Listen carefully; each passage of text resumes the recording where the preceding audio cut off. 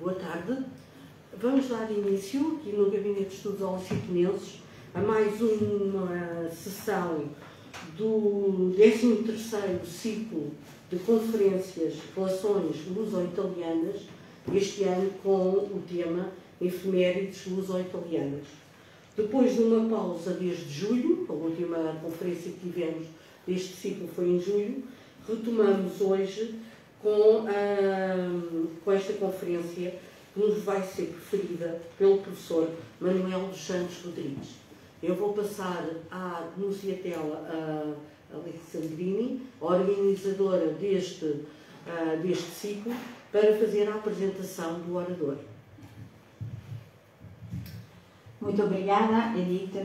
Boa tarde a todos. É um prazer para mim hoje apresentar o professor Manuel Rodrigues, que conheço há muito tempo, há muitos anos, porque foi o meu primeiro professor de português em Bolonha, há uma vida atrás. E, portanto, todos conhecem, devem conhecer o professor Manuel Rodrigues. Tem um currículo enorme, mas eu vou dizer apenas duas, vou apresentá-lo muito brevemente.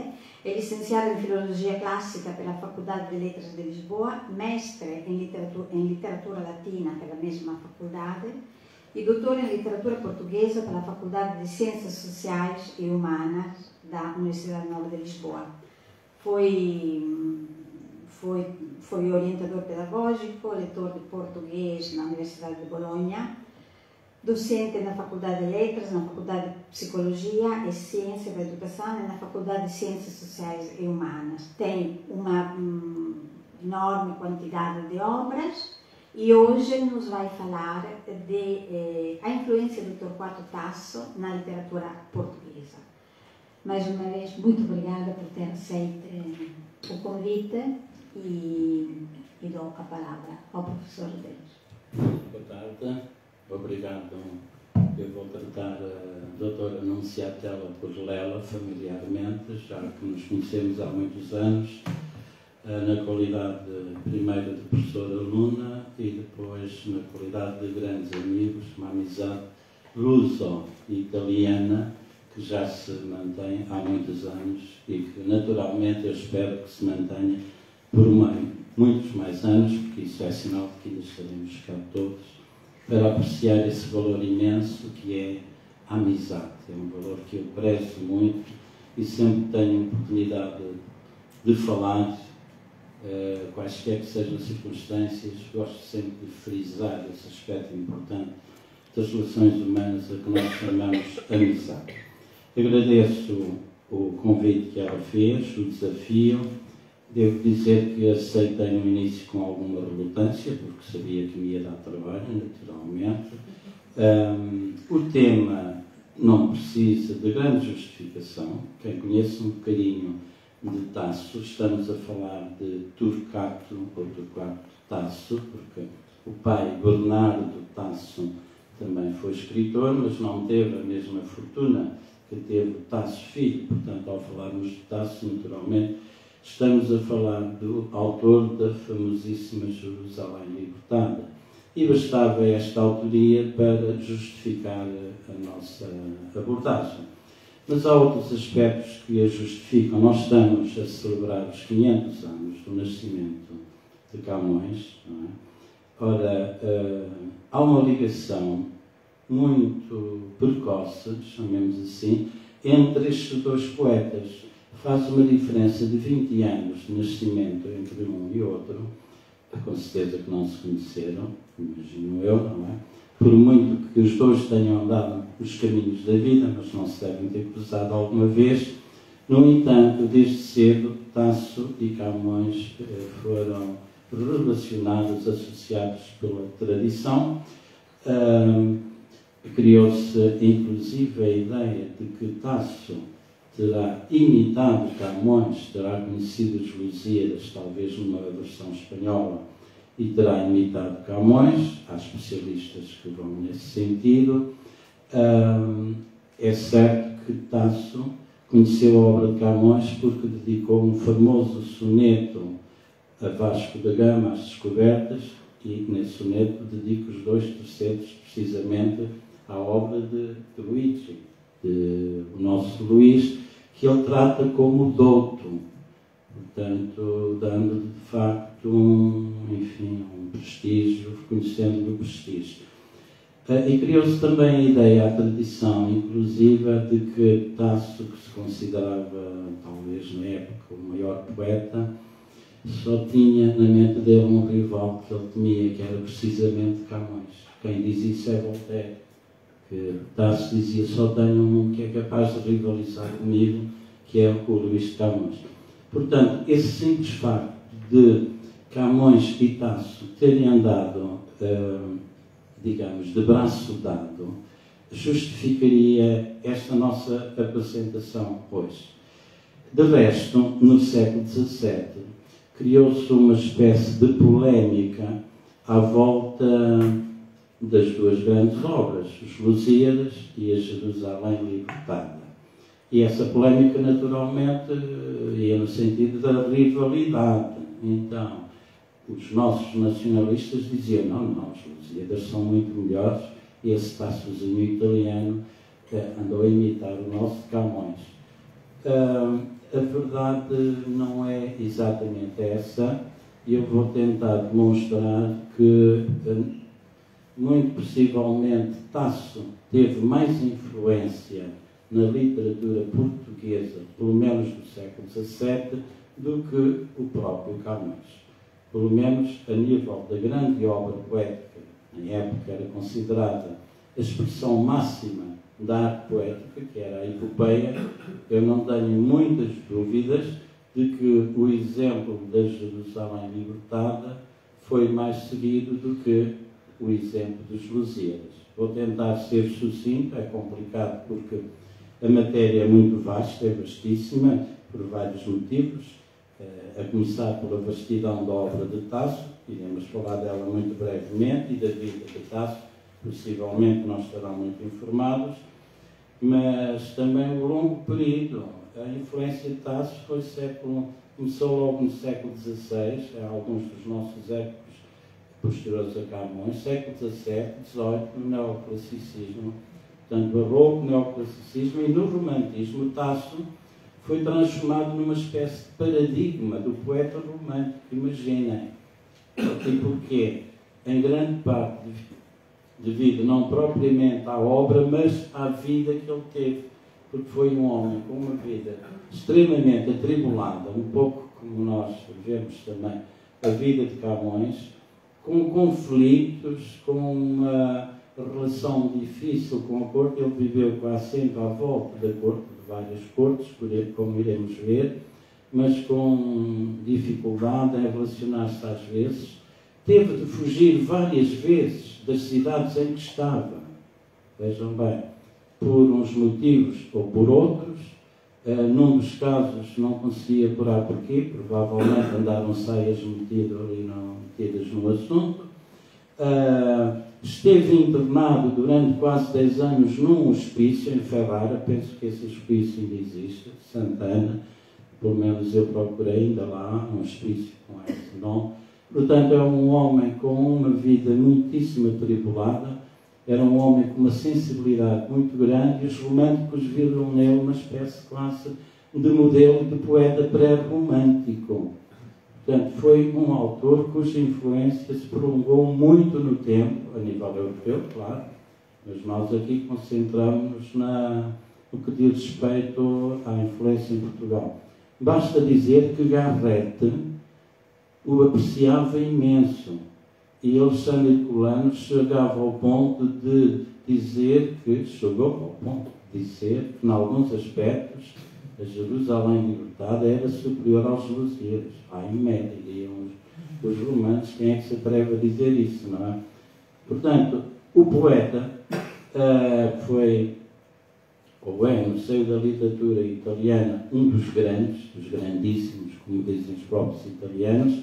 Teve uma influência extraordinária e muito prolongada na cultura portuguesa, na literatura portuguesa em particular, e muito em especial na obra épica, na epopeia.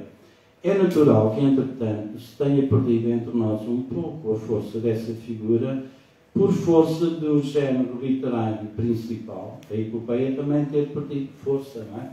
Como todos sabem, vou levantar isto um pouco, como todos sabem, o romance acabou por vir a ocupar ali, a partir do Barroco, o lugar privilegiado que tinha, junto dos leitores, a epopeia, porque a epopeia cavaleiresca era muito enredada, tinha muitas aventuras, muitas digressões, a história nunca era linear e, portanto, lembra um bocado aqueles, como é que se chama, o romance fleuve, o romance rio, que anda para aqui e para ali, não é? O romance sinuoso.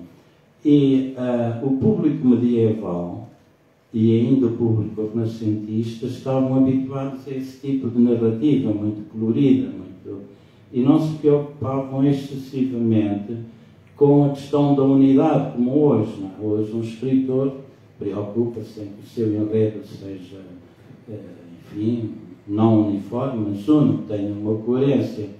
Na Idade Média não se preocupava muito com isso. E então o romance acaba por agarrar, e veja a relação epopeia romanesca e o romance agarram um bocadinho essas características da epopeia medieval.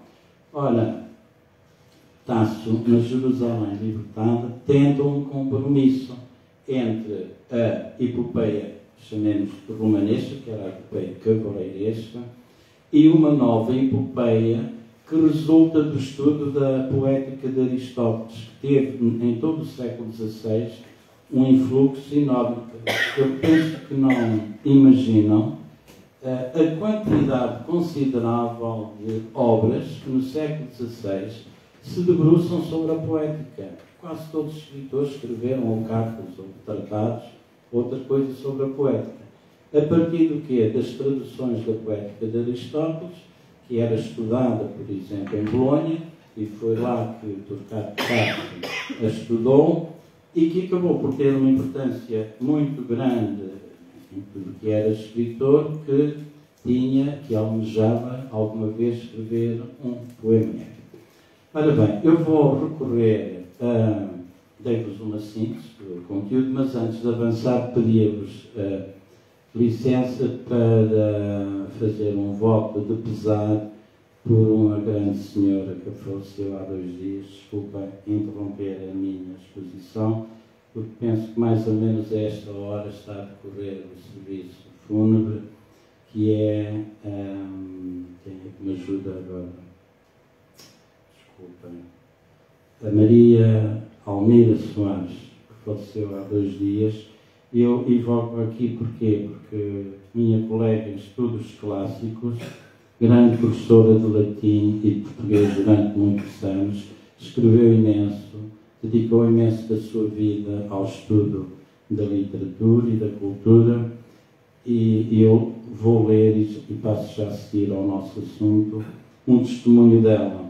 Testemunhei impotente, diz, a morte do ensino do latim, temos aqui latinistas, e a saída dos programas de portugueses de autores e obras essenciais à formação cultural de qualquer um. Ora, hoje iremos falar de um autor, a propósito de Tasso, de um autor português, que tinha todo o direito de figurar nos escaparates dos programas portugueses, o Vasco Mouzinho de Quevedo. Então julgo que vem a propósito esta evocação dessa grande senhora que partiu. Ora, para sermos bastante objetivos e rápidos, isto leva um bocadinho de tempo a abrir, tenho que informar que não estou sozinho no estudo deste tema, naturalmente. Antes de mim, outros abordaram o tema. Já em 1929 temos um italiano que se debruça sobre a presença de Tasso em Espanha, mas é sobretudo com o segundo, com Giuseppe Carlo Rossi, que a poesia épica italiana do século XVI e XVII na literatura portuguesa é estudada, que é uma obra interessante que saiu em relação a Tasso num artigo, que é este, Tasso na Literatura Portuguesa, da revista da Faculdade de Letras. O famoso José da Costa Miranda, professor em Coimbra, também dedicou alguns estudos à presença da literatura italiana na nossa literatura,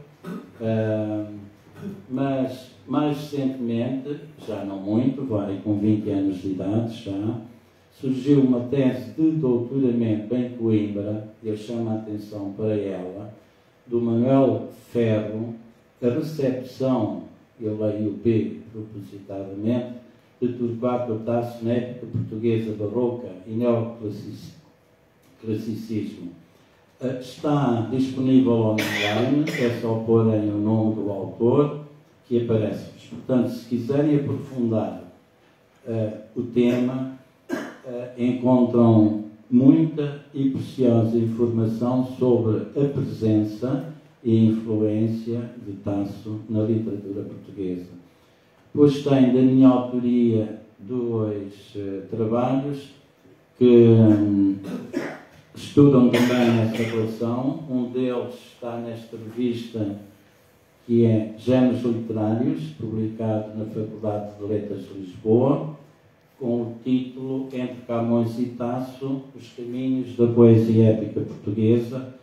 O outro, uma obra publicada em 2013 e que corresponde sensivelmente ao meu doutoramento feito em 2000, mas obviamente trabalhado para publicação, que é este volumoso livro que tenho aqui, que é a edição do Afonso Africano, com estudo histórico, literário e com dicionário, um precioso dicionário, que ajuda a compreender naturalmente a leitura. São textos já antigos, num português que nem sempre é acessível.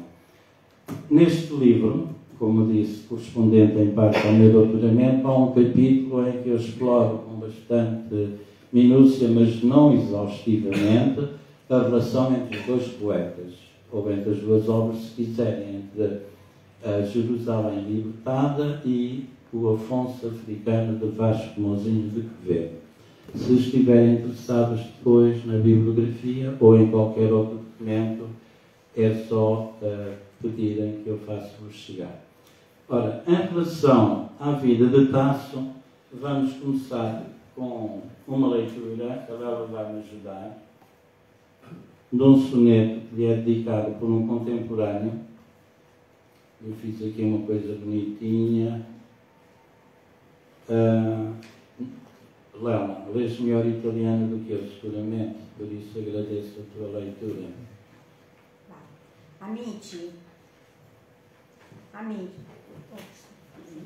Amici, questi è il Tasso, io dico il figlio, che nulla si curò d'umano prole, ma fe par più chiari assai del sole, d'arte, di stil, di ingegno e di consiglio. Visse in gran povertade e in lungo esilio, né palagi, né tempi, né le scuole. Fuggissi, errò per selve inculte e sole, ebbe in terra e in mar pena e periglio. Picchiò l'uscio di morte, e pur la vinse, or con le prose, or con i dotti carni, ma fortuna non già, che il trasse al fondo. Premio d'aver cantato amore e tarni, e mostro il ver che mille vizi estinse, è verde fronda, e ancor par troppo al mondo. Bem, neste soneto, claro, é em italiano, ainda por cima italiano antigo, por isso não será facilmente apreensível à primeira vista. O que temos é uma espécie de síntese do que foi a vida do próprio poeta, que não deixou descendência humana, nula se curou humana prova, mas que fez parte, enfim, de uma elite extraordinária no seio da literatura. Na segunda quadra disse que viveu pobre e em longo exílio. Efetivamente, vamos ver rapidamente em um documento que eu elaborei, que teve uma vida, enfim, bastante agitada e complicada. Viveu nos palácios. De facto, a maior parte da vida de Tasso foi à volta de cortes, 3, salvo erro. E nas escolas ligou-se muito à academia, esteve no centro de uma polémica terrível com a famosa Academia Crusca de Florença, creio que ainda existe, fugiu várias vezes, como já vos disse, perseguido pela justiça, andou por selvas incultas, também é verdade, andou fugido por toda a Itália, percorreu imensos quilómetros, como vão já ver, bateu à porta da morte, diz-se no segundo terceiro, mas venceu-a, e venceu-a como disse o poeta Horácio, com a obra literária, erguendo um monumento de bronze, portanto, com prosa, com poemas, mas não com a sorte, porque na sorte ela não teve muita, a sorte levou ao fundo. Este é o Tasso do que eu gostaria de falar com algum tempo, mas nós não temos esse tempo, então vou dar-vos de forma muito sucinta, percorrendo aqui este documento, um pouco do que foi a vida dele. Marco Azul, uma espécie de azul, as cidades em que ele viveu, e marco depois à direita as obras principais a ver. Só 2 ou 3, vou chamar, claro que não temos tempo de estar a ver aqui os pormenores. Nasce em 1544, portanto 20 anos depois do nosso Camões. No ano seguinte, em Sorrento. Sorrento é uma cidadezinha que fica a sul da Baía de Nápoles. Um ano depois muda-se para Salerno, mais tarde estuda em Nápoles com os jesuítas. 4 anos depois vai para Roma, vai ter com o pai a Roma. O pai seguiu no exílio o príncipe para quem trabalhava. Em 56, 57, ainda é um jovem, vai visitar a família do pai a Bérgamo, já no norte de Itália. Depois vão ver no mapa o que é que isto significaria hoje. Em 57, 59, vive na corte do Urbino, portanto começa aqui a grande aventura dele nas cortes, e é aqui que ele começa a fazer as suas primeiras tentativas literárias, com poemas amorosos e encomiásticos. O encomiástico era um género muito característico da época, não é? Fazia parte das estruturas sociais. Em 59, 60, portanto ainda muito jovem, vive em Veneza, e esta vivência é fundamental para ele, porque Veneza era à época o centro defensor da cristandade. Vivia-se numa altura em que a ameaça turca era muito grande. Veneza era também um centro, como sabe, um centro comercial muitíssimo importante na rota Oriente-Ocidente, não é? E ali vivia-se uma intensa atividade política e cultural. Portanto, foi um período muito importante para a formação deste poeta. E é aí que ele escreve a primeira tentativa de Jerusalém, que é um poema de 116 oitavas, a oitava rima, que correspondem sensivelmente aos 3 primeiros cantos da futura Jerusalém libertada. E porquê? O tema da Jerusalém sabemos que é a primeira cruzada. Portanto, o ambiente que se vivia em Veneza com a ameaça turca era o medo, não é? Portanto, aquela ideia, temos que nos defender, e então surge aí a ideia da cruzada. Mais tarde, estuda em Pádua, em 60, 62, estuda filosofia, mas acaba por abandonar, estuda Direito. O pai põe-o a estudar Direito, mas ele acaba por abandonar Direito e vai para Filosofia e Eloquência. Bom, foi para Bolonha na sequência dessa mudança, e de Bolonha teve o seu primeiro episódio de fuga, porque foi acusado de andar a escrever sátiras contra os professores e contra os colegas, e teve que fugir naturalmente. Regressa à Pádua, mas é em 65 que começa propriamente o período mais fecundo da vida dele, quando vai trabalhar para o cardeal Luigi X em Ferrara. Em 70, 71 faz uma viagem a Paris, vão ver o que este homem andou já, eu fiz as contas, é extraordinário. Quando regressa, abandona o cardeal e começa então a trabalhar para o Duque Afonso II. recuo aqui para chamar a atenção para isto. Nesta altura ele escreve um texto importante, que são os discursos da arte poética, à volta precisamente da poesia épica, que vão determinar depois as suas opções na composição de Jerusalém Libertada. Vamos andar mais rapidamente. Em 77, 78, ainda estamos em Ferrara, prossegue primeiro tem problemas, começa a ter alguns sinais de doença mental, é internado, mas consegue fugir. Mas já antes, só um pormenor que é importante. Tinha uma formação religiosa, mas parece que os ventos da Contra-Reforma, aliás, a Reforma, lhe tocaram na mente. Então ele começou a ter pruridos religiosos e sentiu necessidade de se ir confessar, aqui algo, desculpa, de se ir confessar, não estou a apanhar, ao Santo Ofício. Foi absolvido. Estava tudo bem, mas ele continuou sempre com problemas. Bom, onde eu queria chegar é ao ponto em que ele foge, aqui em 107, 78, e então vai, imaginem bem, de Ferrara, não sei se têm ideia onde fica, já vos mapa, por ali fora, percorre várias cidades e acaba por ir até Turim, que fica no norte de Itália. Isto é espantoso, porque aquele homem andou, como vão ver já no mapa a seguir.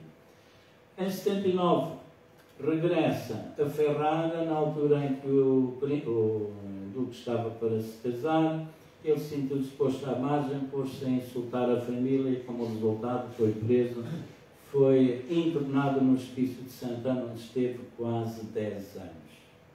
Primeiro numa situação complicada, depois, enfim, começou a receber visitas e a poder escrever, e teve aí um bom período de produção literária. É nessa altura que ele trabalha alguns textos de defesa de Jerusalém libertada. Mais tarde, ele próprio é libertado, por motivos que eu não consegui descobrir. Em 87, foge para Roma. Aqui é capaz de ter havido, de facto, questões amorosas.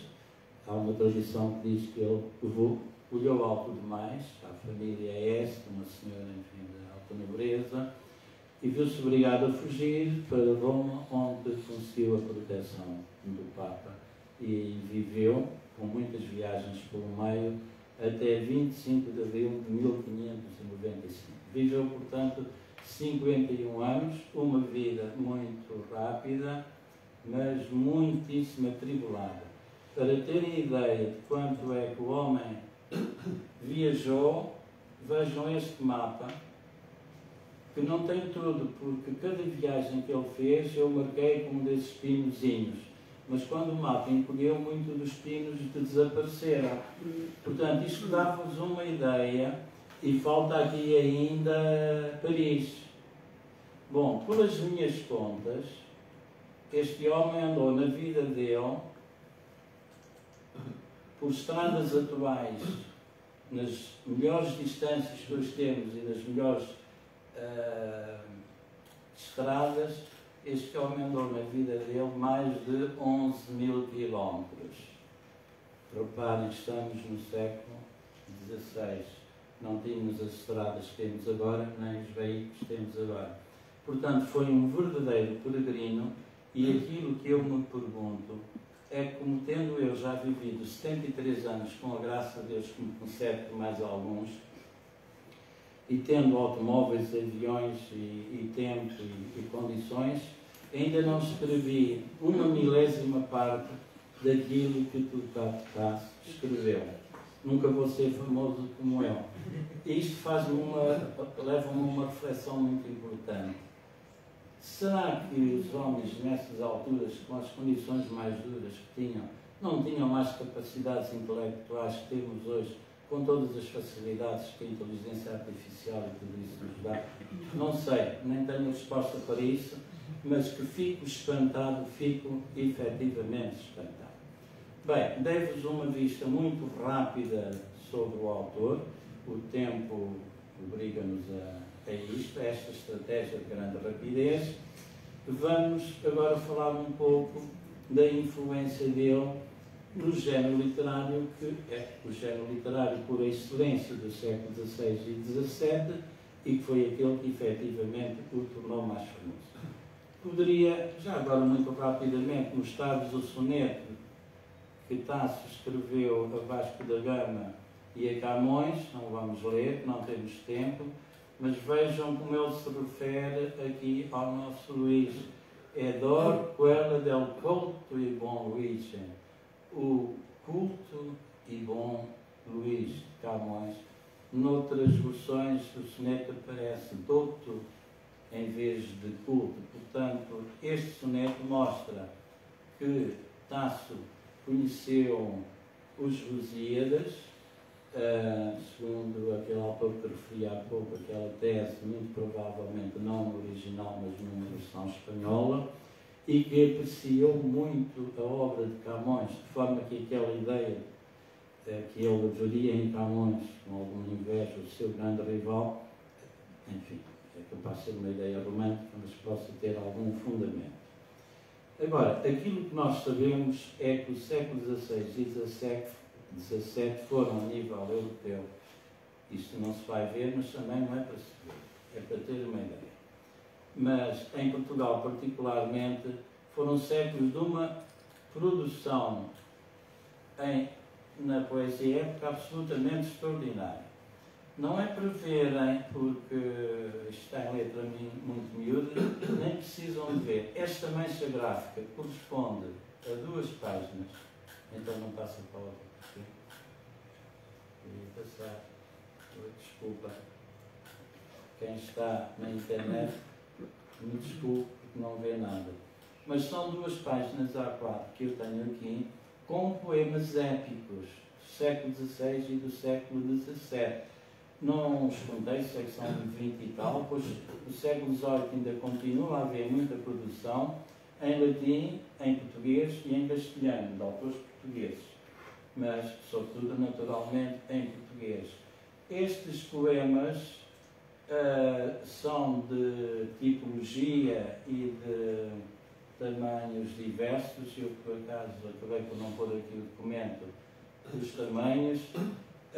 Uns têm 10 cancros, outros têm 12, alguns têm 20, portanto há uma grande diversidade, mas a grande maioria é em 8ª rima, como os Lusíadas e como os Jerusalém Libertada. Há um grande autor que estuda a literatura clássica, ou a tradição clássica, este Sr. Haidt, na Europa, ou na literatura ocidental, que tipificou a poesia épica nestes 4 grandes grupos. Poemas de imitação direta da épica clássica, estamos a falar da epopeia do século XVI e XVII, não é? Poemas sobre aventuras heroicas contemporâneas, que foram escritos predominantemente à maneira clássica, que é o caso dos Lusíadas. Lusíadas imita, sobretudo, a Eneida de Virgílio. Pois temos uma grande quantidade de poemas do tipo cavaleiresco, mesmo que tenham assunto mais ou menos contemporâneo, com algumas influências clássicas, e aí a lista é enorme. Claro que é aqui que entra a Jerusalém Libertada de Tasso, e temos alguns poemas, alguma épica religiosa também, de temática judaico-cristã. Porquê é que isto é importante? É que, basicamente, os 2 tipos de poesia épica que se afirmaram enquadram-se na 2ª e 3ª categoria.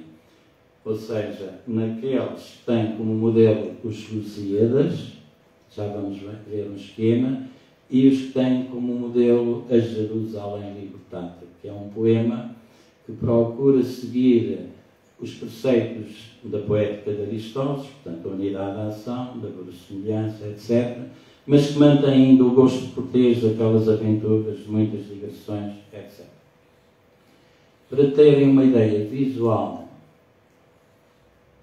do primeiro tipo, ou seja, daquele que segue a imitação clássica, É possível também que não consigam ler as letras, mas não é necessário. Este quadro dá-vos uma forma esquemática da estrutura dos Lusíadas. E o que é que temos aqui? Temos uma polifonia. Ou seja, temos uma composição a vozes. É um conjunto harmónico. Então é possível distinguir aqui vários planos narrativos, fundamentalmente este, a viagem do Gama, por um lado. No outro lado, a intriga dos deuses, perfeitamente paralela à viagem do Vasco da Gama, e até independente de alguma forma. A intriga dos deuses influencia diretamente o que se passa na viagem do Gama, e no meio vem incrustada a história de Portugal.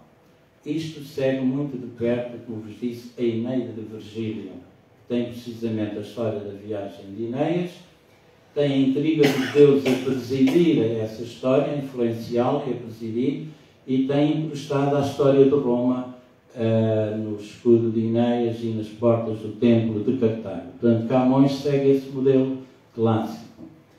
Para o modelo de cavaleiresco, por acaso tem aqui a extensão dos poemas, vamos ver, não diretamente Tasso, porque não consegui fazer um esquema a tempo, mas já agora para ficarem com uma ideia da extensão dos poemas e verem através disso. Vão ver 10 é o número de cantos dos Lusíadas. 12 há poucos, é o Afonso Africano, que segue a Eneida e a Tebânica. Depois então começam a aparecer poemas que vão já mais para o tamanho de Jerusalém Libertada, que tem 20 cantos. A Jerusalém Conquistada, que é uma refundição, tem 24, portanto são poemas enormes. Se forem ver os poemas de Ariosto, ainda tem muitíssimo mais, portanto são poemas mesmo muito longos.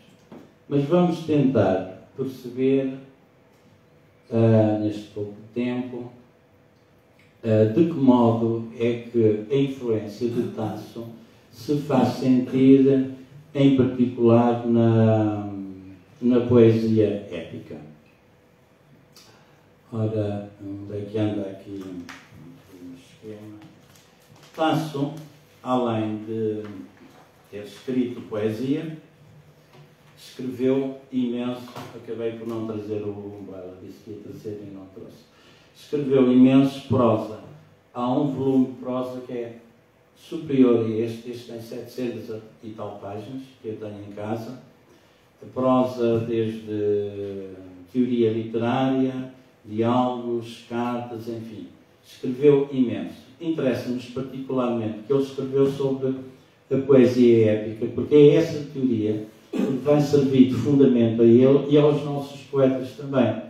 Porque, na verdade, os nossos poetas conheceram muito cedo a obra de Tasso e, como vos vou mostrar, Vasco Mouzinho de Quevedo, que publica o Afonso Africano em 1611, conhecia muito bem a teoria de Tasso sobre a poesia épica, como conhecia a poética de Horácio e conhecia também muito bem a poética de Aristóteles. Mas é sobretudo a Tasso que nos interessa aqui. Então, o que é que basicamente Tasso propõe nas várias abordagens que faz sobre a problemática do poema épico?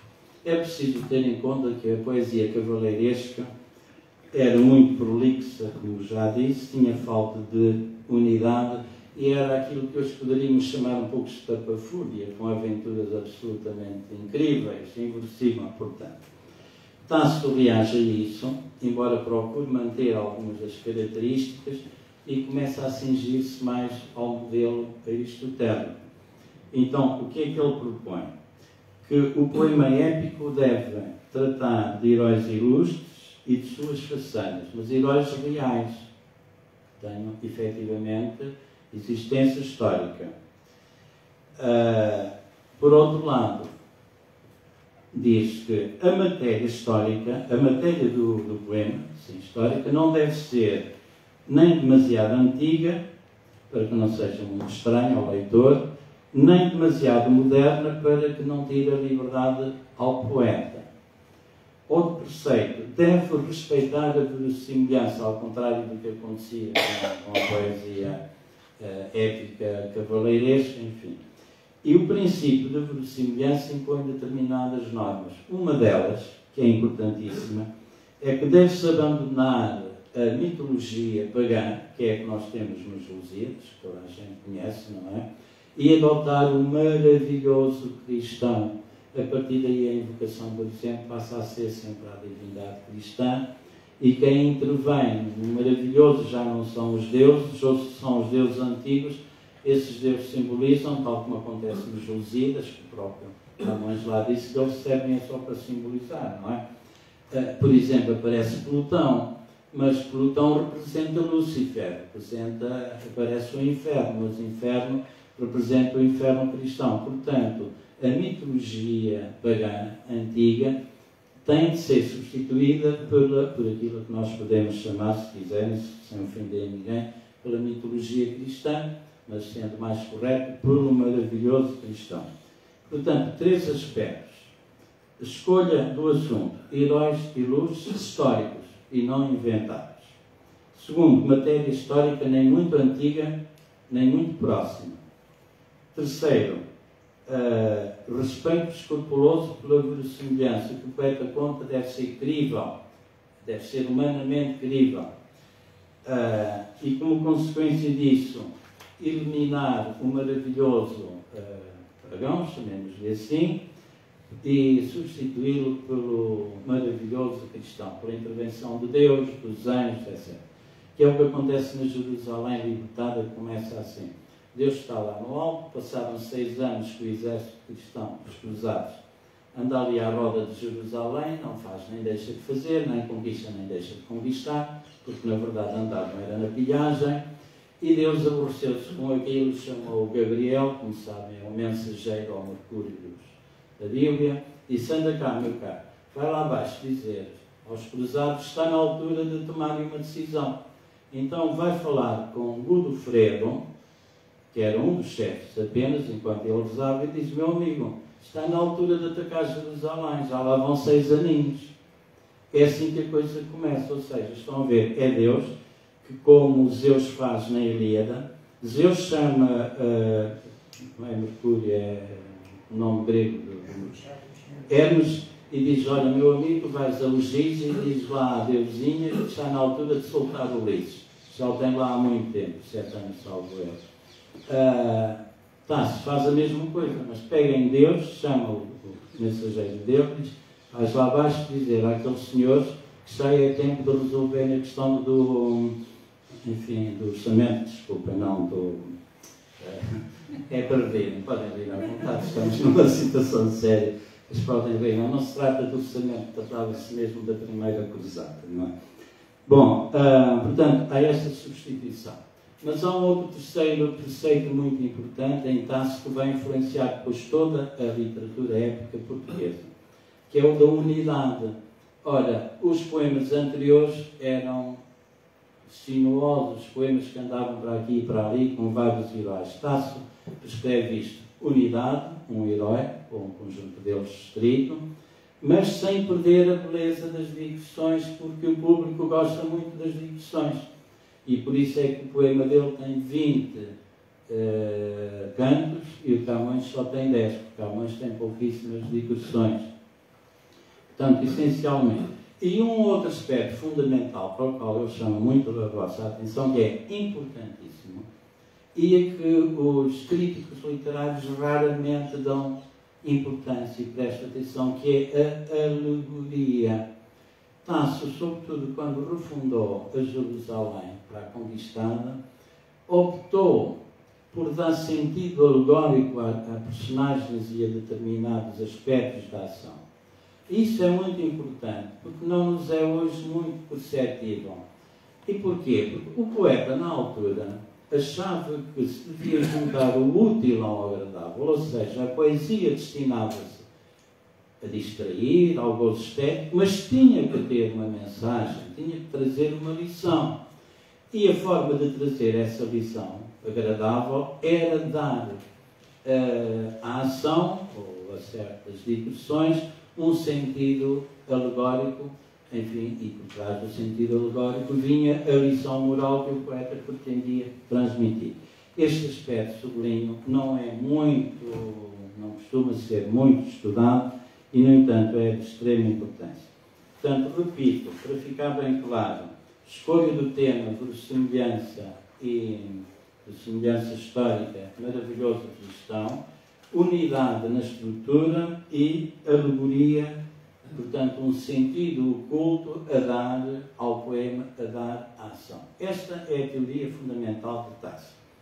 Ora bem, passemos agora ao nosso autor. Vasco Mouzinho de Quevedo é um autor nascido em Setúbal, não se sabe a data em que nasceu, mas eu consegui apurar que ele nasceu em 1630.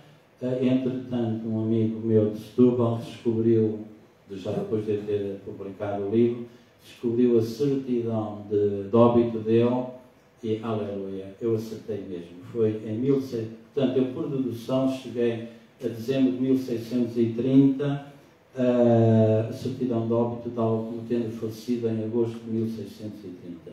Não falhei muito, se tivermos em conta que eu nasci em agosto de 1950 e estou registado em dezembro de 1950, como estão a ver, estou desculpado, porque o lápis é mais ou menos o mesmo. Ora bem, Vasco Mouzinho de Quevedo publica em 1611 um poema chamado Afonso Africano, em 12 cantos, em 8ª rima. Tem como tema fundamental a conquista de Arzila e Tanger por Afonso V. Portanto, é um poema de temática cruzada e segue, nas suas linhas gerais, segue os Lusíadas, mas segue também o Tasso. Ou seja, Vasco Mouzinho de Quevedo tentou a conjugação e construiu um poema de extensão muito inferior à de Tasso, mas maior do que os Lusíadas, 12 cantos, colocando-se nesse aspecto à Eneida de Virgílio e à Tebaida não é Suetório, não, desculpe. Estava a falhar, alguém se lembra? Estava a falhar agora a autoria da Tebaida. E então, o próprio Vasco Mouzinho de Quevedo tem um prólogo na primeira edição e tem um texto no manuscrito que eu incluí depois nesta edição, em que explica os fundamentos que ele segue para a construção do seu poema. E os fundamentos são exatamente os mesmos de Tasso, dando sobretudo muita importância ao aspecto, já estou a passar da hora, mas não sei, dura mais um bocadinho, enfim, mais uns 5 minutinhos, gostava de mostrar pelo menos o esquema.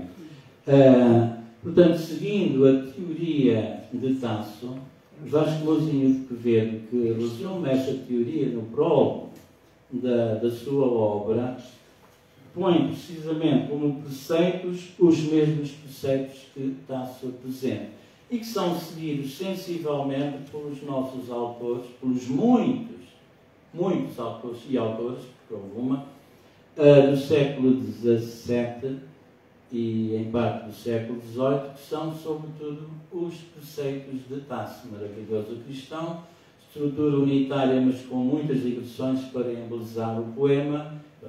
Bem, o tempo assim obriga, vou-vos então mostrar apenas um esquema do Afonso Africano, no qual marcam uma espécie de azul os passos que eu gostaria muito de comentar se tivéssemos tempo, em que há uma influência direta da Jerusalém libertada no Afonso Africano.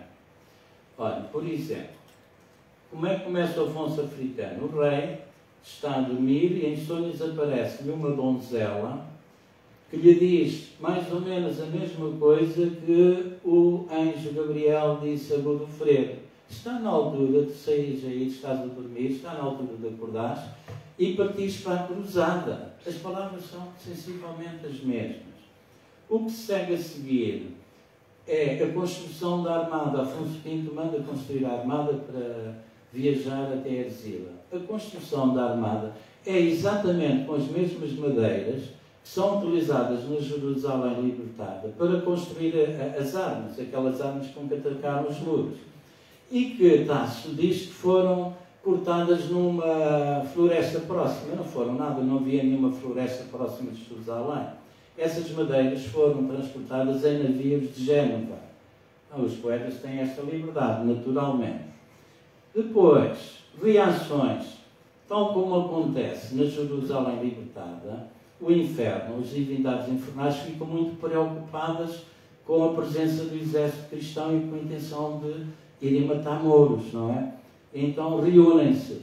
Bem, tal como acontece na Jerusalém libertada, também no Afonso Africano, as potestades tartárias se reuniram para congeminarem formas de impedirem os portugueses de cumprir aquele objetivo de irem para a África, matar muçulmanos e conquistar as terras deles. Mas aparecem magos sempre. Então, há no Afonso Africano um mago, Eudolo, que vai ao inferno, que não é cópia, não se pode dizer, mas é a inspiração de um outro mago que aparece na Jerusalém libertada. Aparecem lá dois, um Ismeno e um Hidroota. Quando os nossos marinheiros chegam a Ceuta, as reações perante Ceuta são descritas da maneira semelhante às reações dos cristãos quando chegam a Jerusalém. É o mesmo estilo, obviamente não são as mesmas palavras. Por aí fora. Mas há uma parte que eu gostaria muito de, abusando um pouco da vossa paciência, referir. Porque nós temos no Afonso Africano uma personagem belíssima, uma mulher muçulmana chamada Zara. Eu devo dizer desde já que toda esta poesia épica do século XVI e XVII dá um relevo extraordinário à mulher. É um tema que eu ainda um dia, se Deus me der tempo e forças, vou trabalhar. O lugar do amor e da mulher na poesia épica é extraordinário. Eu até chego à conclusão que as figuras femininas acabam por ser mais importantes do que as figuras masculinas. Sabem porquê? Porque são elas que dão origem ao romance. O homem não dá origem a romance nenhum. O homem é belicista, portanto, o homem é o guerreiro. Mas quem traz romance à vida é a mulher. Então, nestas, algumas delas extensos poemas épicos, os episódios amorosos com mulheres com atitudes verdadeiramente comoventes são protagonizados sempre por mulheres. Então, no Afonso Africano, tal como acontece na Jerusalém libertada, que temos várias figuras femininas importantíssimas, tem uma figura que é extraordinária, chama-se Zara. Ora, quem é Zara? Zara é a filha do rei de Arzila. Quando o rei sabe que os portugueses vão atacar Arzila, o que é que faz? Manda matar os cristãos que lá viviam. E então, no momento em que está para os executar, aparece Zara, a sua filha, e pede clemência para os cristãos e o rei não os mata. Isto é quase uma cópia do episódio de Sofrónia e do Lindo na Jerusalém libertada, em que um casal de cristãos que tinha recuperado uma imagem da mesquita, o rei tinha roubado a imagem de uma igreja para afrontar os cristãos. E o casal, não era um casal ainda, ele amava em segredo, foi de noite à mesquita retirar. Então, iam ser executados, iam ser queimados. Nessa altura, aparece uma mulher vestida de guerreiro, é Clorinda, e ela consegue que o rei, neste caso, o rei, perdoa aos dois cristãos o feito deles. A semelhança entre a situação e entre a personagem é enorme. E essa semelhança vai se desenvolvendo ao longo de todo o poema, com uma pequena diferença. Clorinda apaixona-se por um guerreiro cristão, Zara apaixona-se por um guerreiro cristão, que é o príncipe Dom João, futuro Dom João II. No fim, Clorinda é salva, é batizada antes de morrer. No fim, Zara morre à beira de um lago sem ser batizada. Zara é o símbolo da alma pagã que esteve perto da salvação, esteve perto do batismo junto da água, mas que não teve a felicidade de ser batizada. Um episódio, para terminar, que é praticamente idêntico, é aquele em que Zara está nas torres de Arzila e identifica ao rei de Arzila os principais guerreiros cristãos, referindo particularmente o príncipe Dom João. Nós temos exatamente essa cena protagonizada por uma personagem feminina na Jerusalém Libertada, que é Hermínia.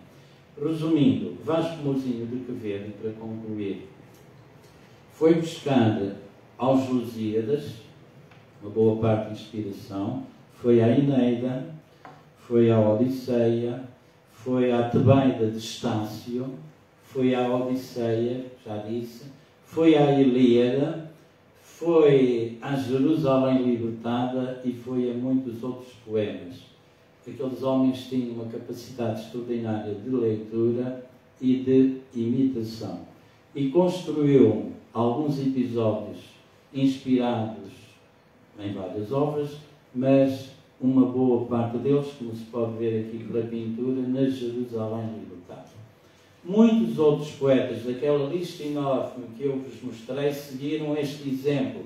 E, portanto, o que nós temos é, durante o século XVII e XVIII, poemas épicos que seguem muito de perto a matriz da Jerusalém Libertada. De forma que, teoricamente, Camões, naquela polémica entre camoístas e tassistas, se seguiam Camões ou seguiam Tasso, teoricamente Camões, sim senhor, porque era o nosso, o nacionalismo, assim dizia, era o nosso grande poeta, mas na prática, muitos dos nossos poetas, em termos de estrutura, de digressões, de episódios amorosos, etc., seguiram foi a poesia cavaleiresca da Jerusalém Libertada de Tasso. Tenho pena de não podermos ir a mais pormenores, mas este tipo de sessões têm que ser mesmo concentradas. Já abusei um bocadinho do tempo e, se calhar, da vossa paciência. Muito obrigado.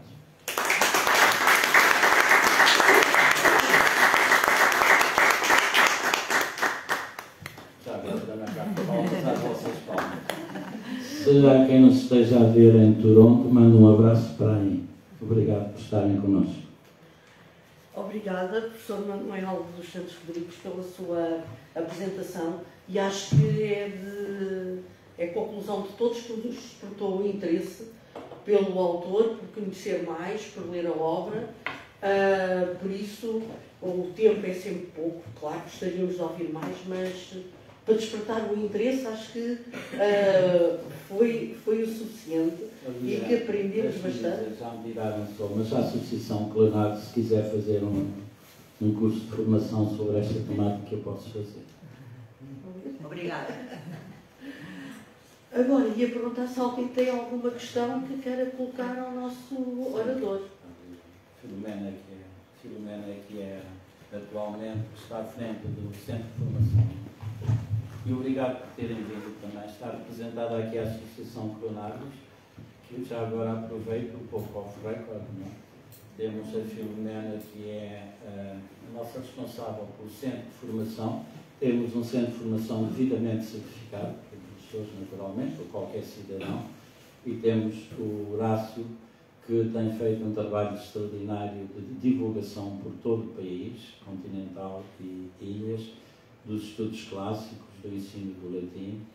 Temos várias escolas a aprender o latim pelo método Cambridge, portanto, é um método que ensina o latim pela metodologia moderna.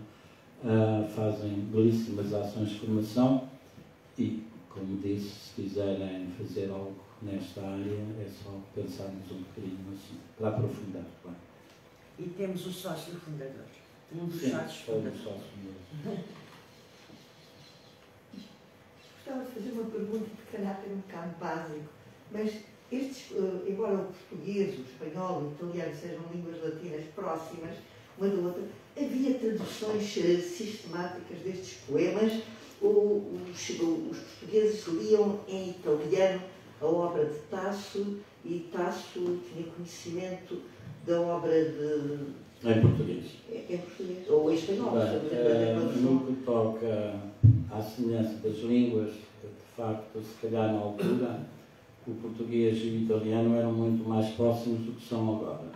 Aliás, nos Lusíadas lembram-se que Vênus invoca como uma das razões para ter simpatia pelos portugueses, que é a semelhança que há entre a língua portuguesa e a latina. Na altura isso aplicava-se também à língua italiana. Havia uma semelhança muito mais próxima do latim, do italiano de Dante e de Petrarca com o português do que o italiano atual. Portanto, eles compreendiam-se com certeza com mais facilidade do que nós hoje. Não é? Em todo o caso, as traduções surgiram muito cedo mesmo. Eu não tenho esses dados aqui, mas aquela tese de doutoramento que referi, do Manuel Ferro, que eu mostrei na bibliografia, tem esses dados todos, e a tradução da Jerusalém Libertada para português é um pouco tardia, mas a tradução dos Lusíadas para castelhano foi muito rápida. E então, o que esse Manuel Ferro defende é que Turcato Tasso não sabia ler português, mas ele sabia tão bem o latim, compreendia o português, mas terá lido uma tradução portuguesa, uma tradução castelhana dos Lusíadas, que ele conhecia seguramente, porque o soneto é uma prova disso. Se mais informação não tivéssemos, o soneto... Mas, para além disso, excluindo algumas semelhanças que podem derivar do facto de semelhanças entre os dois poemas, os Lusíadas são anteriores, não é? Porque os Lusíadas são 72. A primeira edição formal de Jerusalém Libertada é de 82, salvo erro, não é? Já agora um pormenor, a Jerusalém Libertada não se chamava Jerusalém Libertada, chamava-se Godifredo, que é o nome que o poeta lhe deu. Mas quando a obra foi editada, o editor resolveu chamar-lhe Jerusalém Liberata, e o Tasso deixou andar.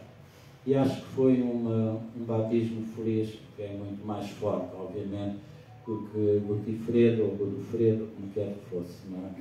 Portanto, o que Manuel Ferro, eu não, porque não estudei esse assunto, não é?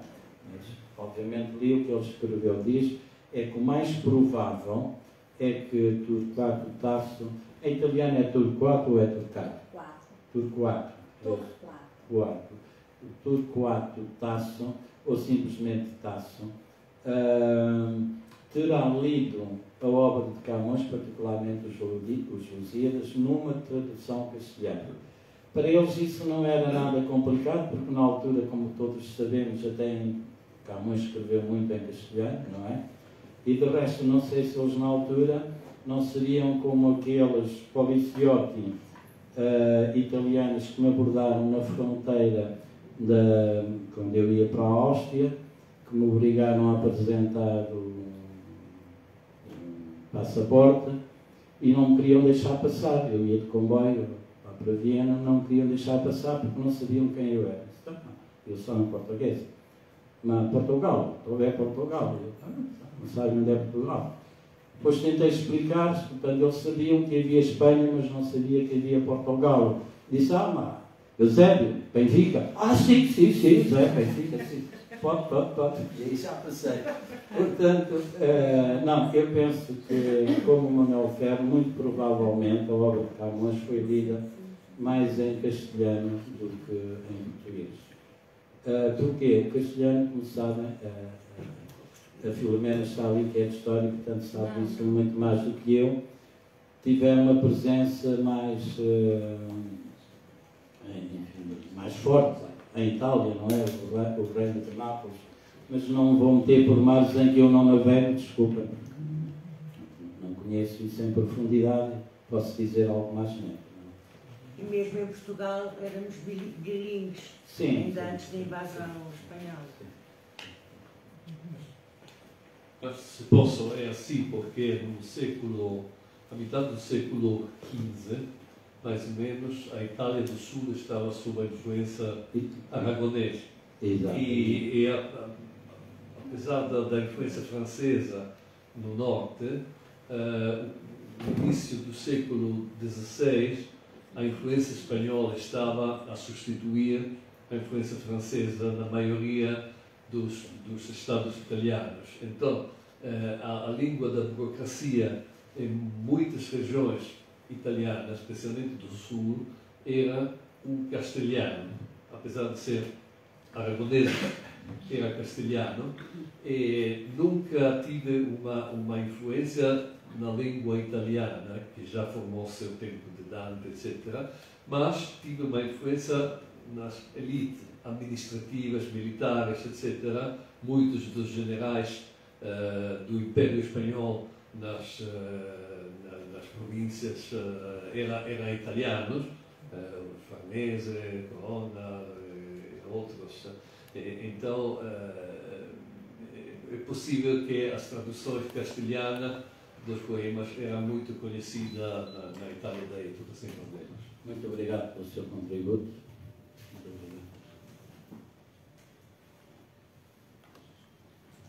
Mais alguma pergunta? Temos alguma pergunta por quem nos está a ver através do... Felicitações. Fazemos chegar ao orador. Muito obrigado. Então eu fazia só uma pergunta rápida que... Rápida ou retórica?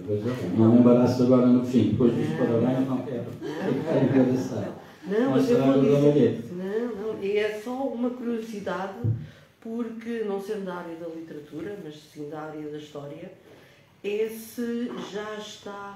Se estudou, porque eu não conheço a sua obra, infelizmente, irei consultá-la agora, mas falamos das fontes literárias do Vasco Mouzinho de Quevedo. Já foram levantadas quais são as fontes históricas que ele utiliza para nos falar da conquista da Arcília e de Tanger? Está aqui também. Pronto, então convido toda a gente, eu e os outros, a ler o livro do professor. Sim. Agora devo dizer uma coisa, isto tem umas 700 páginas porque me obrigaram a reduzir bastante, porque o meu doutoramento salveu tem 800 páginas e, portanto, também na altura eram 8 anos a trabalhar no doutoramento, mas tenho que admitir, para além de investigar, etc., que eu continuei a fazer a minha vida, não é? Um investigador que só vivia por aqui. E muito do material que eu na altura reuni não consta nem na tese de doutoramento nem nesta obra. E agora já não consta em sítio nenhum, porque na altura foi processado num daqueles computadores antigos e eu já não consigo abrir muitos dos documentos que eu tinha com informação preciosa que eu gostaria de voltar a usar. Mas sim, na altura fiz o estudo das fontes históricas que o Vasco Mouzinho de Quevedo utilizou. Os cronistas, naturalmente, mas ele teve, sobretudo, como inspirador os diálogos de várias histórias do como é que ele se chama? Filho, sim, filho do editor dos Lusíadas, como é que ele se chamava? Exatamente, Pedro Maris, precisamente. Os diálogos de várias histórias de Pedro Maris foram a principal fonte inspiradora de Vasco Mouzinho de Quevedo para este poema. Já agora informo, para além deste, Vasco Mouzinho escreveu um poema heróico sobre a vida da Rainha Isabel, da Rainha Santa, em 6 cantos, oitava rima também, e um poema intitulado Triunfo do Rei Filipe, creio que IV, sabem que isto a minha memória já não é o que era, e já lá vão uns anitos. Quando o nosso rei Filipe III, IV espanhol, não é? Sim. Ou terá sido o segundo e terceiro espanhol, não garanto nada neste momento. Finalmente se resolveu a vir visitar a capital do reino, sim, porque a capital era Lisboa, não era? Era o segundo. Foi o segundo, não é? Vasco Mouzinho de Quevedo escreveu um poema de 6 cantos também, em oitava rima, cheio de mirabolâncias, mas muito curioso de qualquer maneira, com muita simbologia também, todos aqueles adereços que foram fabricados para receber o rei, simbólicos, alegóricos, tudo isso, ele escreve tudo isso ao pormenor. Para além disso, vários sonetos, cerca de 50 sonetos, foi um dos nossos principais emblematistas, ou seja, autor do género literário emblema, não sei se conhecem, é uma gravura e depois é feito, essa gravura tem um dizer, uma legenda, depois é feito um poema que ilustra aquilo que está ali representado. Talvez o nosso melhor, ou um dos melhores emblematistas, e para além disso, escreveu em latim também, é autor de um importante livro escrito em latim de direito, porque foi formado em jurisprudência dupla, ou seja, canónica e laica, não é? Também pergunto, agora ele não sei quanto tempo viveu, mas como não sei quando nasceu, terá vivido de 60 a 70 anos, também tratou de escrever. Eram homens que tinham uma capacidade de escrita que a mim, francamente, isto num desabafo pessoal, espanta-me imenso, porque nós hoje temos escritores como um certo escritor que farta-se escrever, publica, e depois ainda tem tempo para falar na televisão e para certas pessoas. Isto não está a ser gravado. Mas tiveram é verdade, há génios assim, felizmente. E já agora um pequeno pormenor, o meu nome é Manuel dos Santos Rodrigues, não é? O meu editor quis mudar o nome para Manuel Rodrigues dos Santos. Eu disse, Alcoa. Ia vender mais, de certeza. Alcoa. Está vendo menos, mas é o meu nome. Muito obrigada. Então fica o convite para lermos o livro do professor, que tem por título Vasco Mouzinho de Quevedo, Afonso Africano, Poema Heróico da Presa de Arzila e Tanger, numa edição da Câmara Municipal de Coimbra, de Setúbal. Já agora deixe-me dizer uma coisa, esta foi uma edição muito especial, foi feita por subscrição, portanto não está à venda nas livrarias. Se alguém estiver muito interessado, eu penso que tenho ainda disponíveis 3 a 4 exemplares guardados comigo. É uma questão de negociarmos bem. Uns 500 euritos está para cobrar isto. São 60 das 800 páginas. Estou a brincar. Eu penso oferecer alguns a uma biblioteca. A Biblioteca Nacional tem, a Setúbal também tem, naturalmente. Mas antes de partir para a outra dimensão, vou oferecer alguns desses exemplares. Então, muito obrigado. Vamos ter que terminar por hoje. Então, vou passar a palavra à Anunciatela para finalizar esta sessão. Sim, muito obrigada. Eu não tinha dúvida que o Manuel teria feito uma grande apresentação. E dou-vos, a próxima será no dia 30 de setembro, na Sociedade de Geografia. E depois, 1 de outubro, logo a seguir, na Academia de Marinha, com outros oradores. Mas aquilo que podia, uma síntese, portanto, a Jerusalém é liberata, Lusíadas, 1-0, não é? Jerusalém liberata, Lusíadas e Afonso Africano, 2. Seria muito interessante, mas seria mesmo muito interessante fazer o confronto, uma espécie de triângulo. Lusíadas, e a influência que os Lusíadas, que a obra teve em Tasso. Era muito interessante ver o que é que Tasso foi buscar aos Lusíadas. E o que é que Vasco Mouzinho e outros, porque não foi o único, eu tenho o levantamento feito, não temos tempo de estar aqui, não é? Tenho esse trabalho todo feito. Foram buscar a Jerusalém. Isso era muito interessante. Isso estava, obviamente, um curso, mas digamos que um curso de formação pode fazer isso de 6 horas, por exemplo. É uma sugestão que eu deixo a coordenados. Porque é um bom exemplo de como na literatura a imitatio ou imitatio é uma força criativa. Sabe, que nós hoje em dia temos uma espécie de prurido, quando algum autor parece que está a imitar a outro, é plágio. Antigamente não era assim. Esse conceito de plágio também havia naturalmente, mas a imitação era nobre.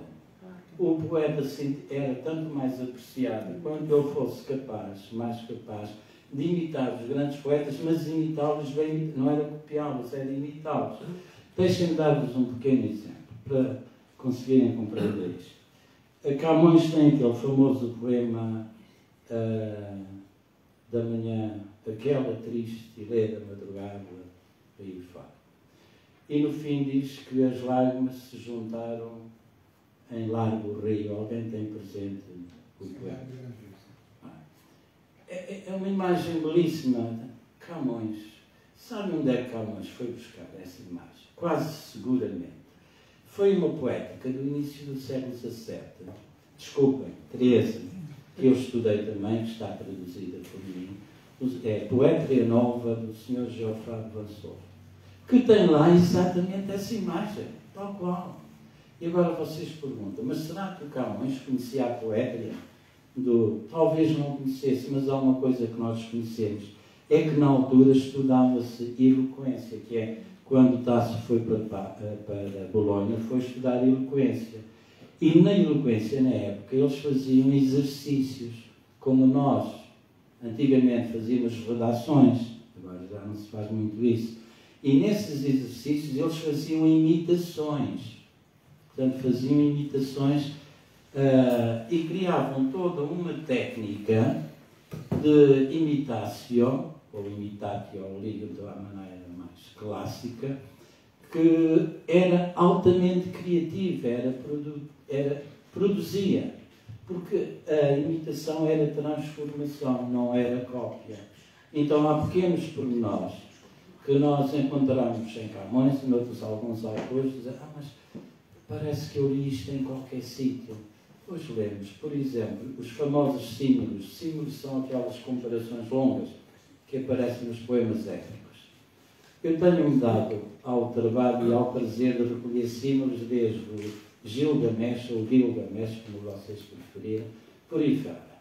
Ilíada, Odisseia, Argonáutica, Eneida, Farsália, Tebaida, Aquileia, Nibelungos, Dante, por aí fora. Eu li praticamente tudo isso. E como tenho paixão pela imagem, eu fui recolhendo. Então, tenho elementos que me permitem dizer que o similital, por exemplo, imaginem, o guerreiro comparado ao leão, já vem do tempo do Gilgamesh. E vai passando pela Ilíada, pela Odisseia, por aí fora. A mesma ideia, ainda mais, vai passando, e há um conjunto considerável de imagens que nós encontramos ainda hoje nos poetas. Essas imagens estão no nosso subconsciente. Nós dizemos, não copiou nada, está lá no subconsciente. Veio aquele subconsciente que nós recebemos no nosso ADN, não é? É um trabalho muito interessante, também não o veio a cabo, mas que era bom, por exemplo, um doutoramento, há uma grande obra que já trabalha isso, mas era interessante pegar, por exemplo, na poesia épica portuguesa e fazer o percurso das imagens utilizadas pelos poetas. Ir ver onde é que as foram buscar e depois o significado do tratamento dessas imagens. Há uma coisa extraordinária já agora. O Vasco Moutinho de Quevedo era seguramente um artista. Então, quando a Zara foge, porque o pai quis matá-la, quer dizer, o pai quis poupar os cristãos, mas como condição posto, ok, então sacrificamos-te a ti. E ela teve de fugir. O Vasco Moutinho, para descrever a fuga dela, fez o seguinte, foi a um poema de Estácio, que é a Aquileia, que é um poema incompleto, salvo erro, tem só 4 cantos, tirou 4 versos do princípio e tirou 4 versos do fim e fez um símil, uma comparação de 8 versos, uma oitava, com 4 tirados do início da Aquileia e 4 tirados do fim. E eu pasmado com o poeta e comigo, porque eu consegui descobrir. Mas essa das lágrimas, não é fácil. Só porque é muito engraçada fazerem o rio, quando o pobre Faetonte morre, estatelado no chão, sim, nas metamorfoses, as irmãs choram tanto, tanto, tanto na origem do rio. Pronto, lá está a imagem. Lá está a imagem. Olha, ficando com a ideia de que há muito ainda a dizer e possivelmente teremos que voltar a este assunto noutra ocasião, vamos terminar agora a transmissão. Agradecer a todos os que estiveram aqui presentes e os que nos seguiram pela web e, como a Museu dela já disse, convidá-los para o próximo encontro deste ciclo de conferências. Boa tarde, muito obrigada.